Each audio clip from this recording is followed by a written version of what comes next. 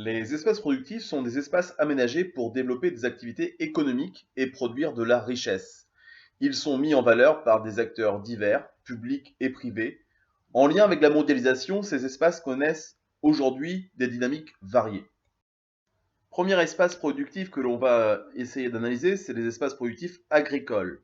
L'agriculture française s'est modernisée depuis les années 60 sous l'effet de ce qu'on appelle la politique agricole commune, la PAC. C'est une politique mise en place par l'Union européenne dans les années 60 pour augmenter la production agricole.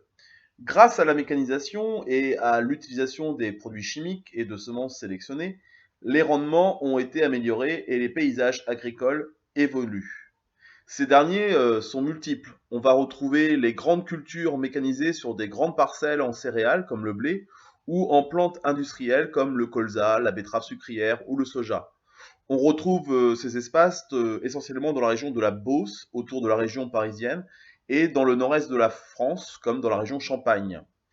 Il y a aussi les cultures spécialisées, vignobles, arboriculture et cultures maraîchères, dans les grandes vallées comme celles de la Loire, de la Garonne ou du Rhône, ainsi que dans le pourtour du Midi méditerranéen. Enfin, en termes de paysage agricole, on a aussi les espaces consacrés à l'élevage hors sol et intensif, notamment dans l'ouest de la France, dans des régions telles que la Bretagne, la Normandie ou la Vendée, où les élevages bovins, c'est-à-dire de porcs, euh, les élevages donc ovins, la volaille et les vaches laitières sont très nombreux. Cette modernisation a eu également malheureusement des conséquences négatives. Pollution des eaux, pollution des sols, problèmes sanitaires.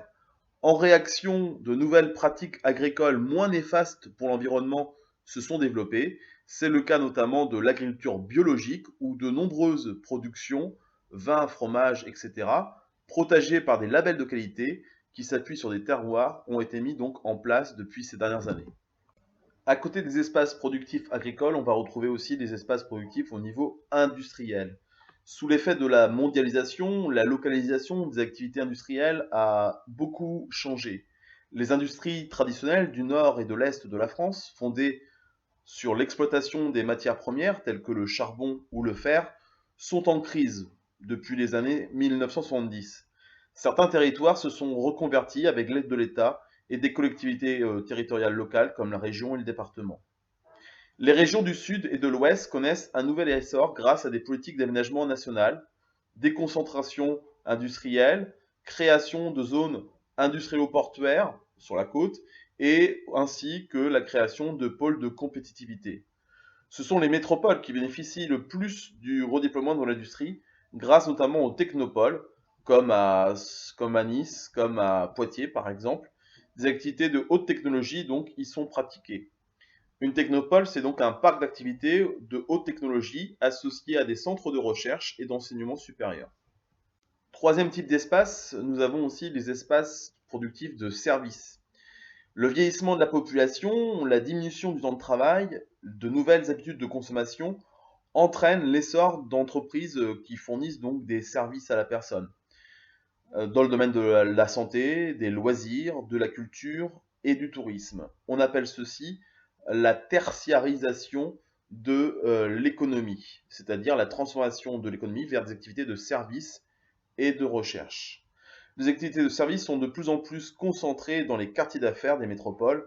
Ces espaces attirent les entreprises financières, telles que les banques, les assurances, et les sièges de grandes entreprises multinationales. En guise de synthèse, voici une petite carte mentale qui pourront donc expliquer ou synthétiser le cours sur les espaces productifs.